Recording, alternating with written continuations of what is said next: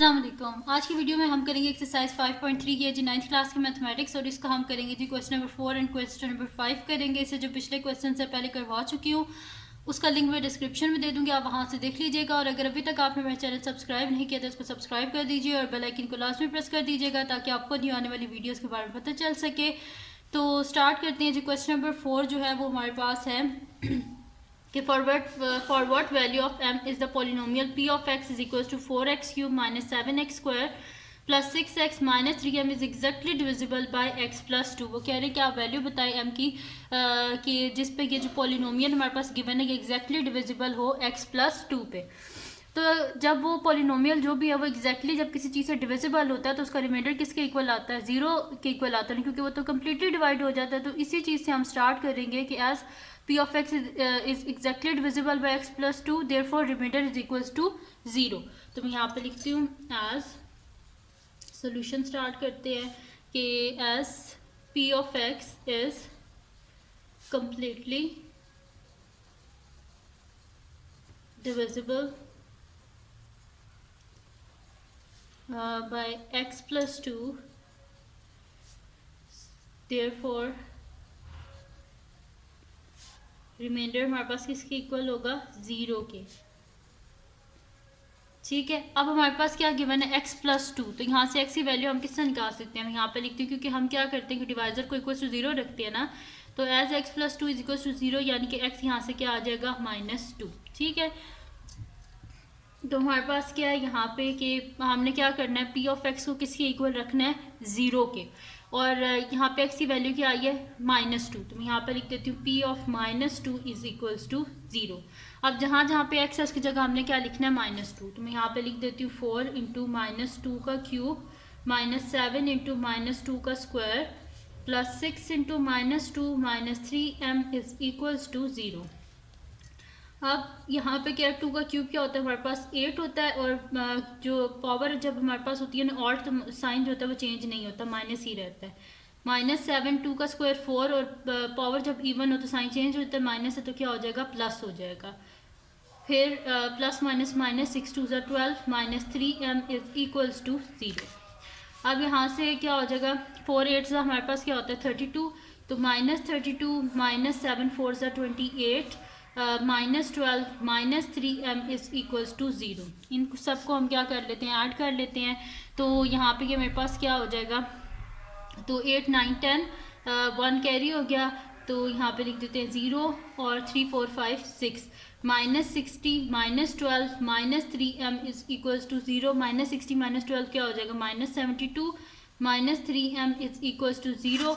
72 को इस साइड पे ले जाते हैं तो -3m इज इक्वल्स टू यहाँ पे क्या हो जाएगा मेरे पास, ये -72 इधर आके +72, 0 + 72, यानी कि -3m इज इक्वल्स टू क्या आ गया हमारे पास 72। बोथ साइड पे क्या करेंगे, -3 से डिवाइड कर देंगे तो ये 3 और 3 cancel out, m is equals to 3 हमारे पास क्या होता है, 3 2 6 1 कैरी हो गया 12 3 4 12, यानी कि m का आंसर क्या आ गया हमारे पास -24।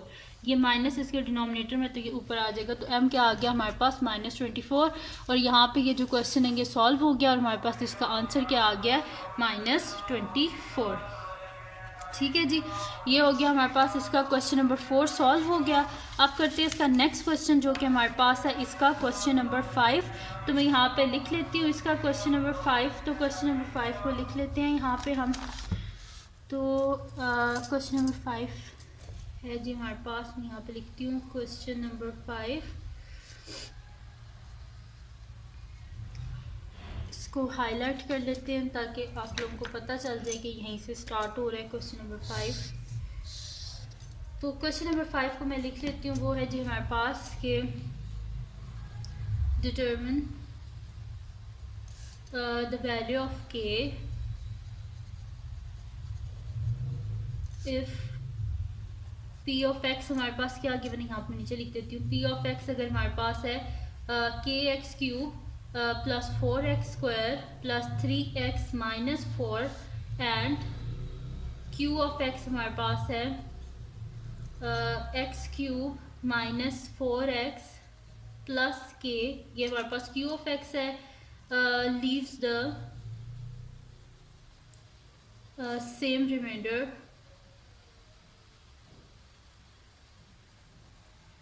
leaves the same remainder when divided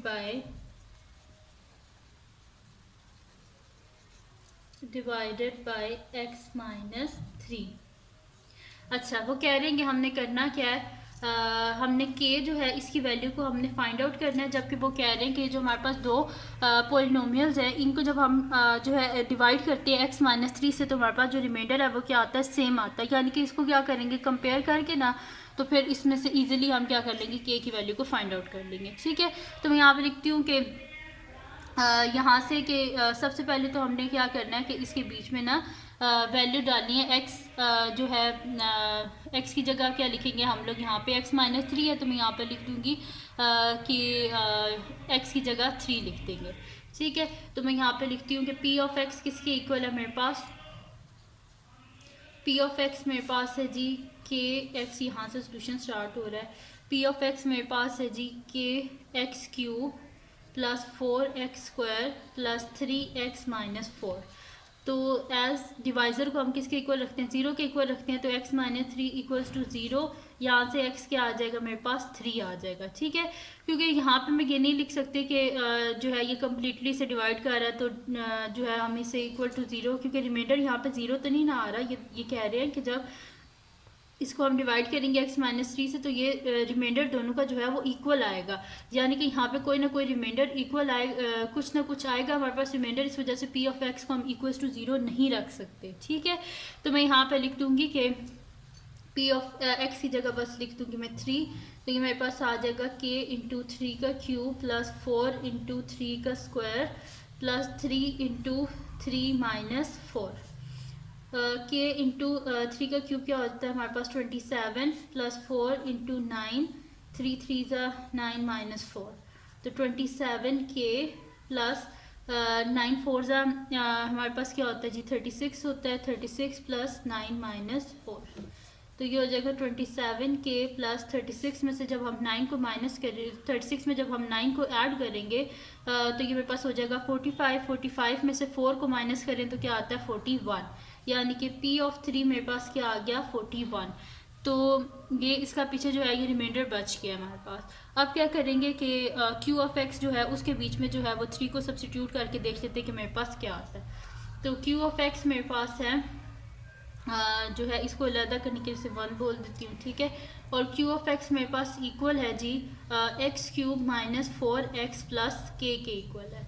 इसके बीच में x की जगह क्या लिख देते हैं 3 लिख देते हैं, तो ये मेरे पास हो जाएगा 3 का cube minus 4 into 3 plus k, तो 3 का क्यूब 27, 27 माइनस 4 3 ज़ा 12 प्लस k, तो 27 में से 12 को माइनस करें, 7 में से 2 गए तो 5 और 2 में से 1 गए तो 1, तो 15 प्लस k, तो q ऑफ 3 मेरे पास क्या आ गया 15 प्लस k आ गया। ठीक है, अब गिवन कंडीशन क्या थी कि इन दोनों का जो रिमाइंडर है वो क्या है, यहाँ पे लिखा हुआ है कि p of x and q of x leaves the same remainder when divided by x minus 3, यानी कि इन दोनों का रिमाइंडर क्या है, सेम है। जब सेम है तो इसको हम इक्वल लिख सकते हैं ना, तो मैं यहाँ पे लिख देती हूँ according to given condition, according to given condition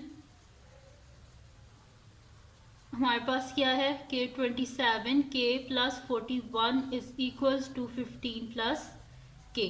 अब k वाली वैल्यूज़ को अलहदा कर लेते हैं और इनको अलहदा कर लेते हैं, तो ये मेरे पास हो जाएगा कि 27 minus k is equals to 15 minus 41।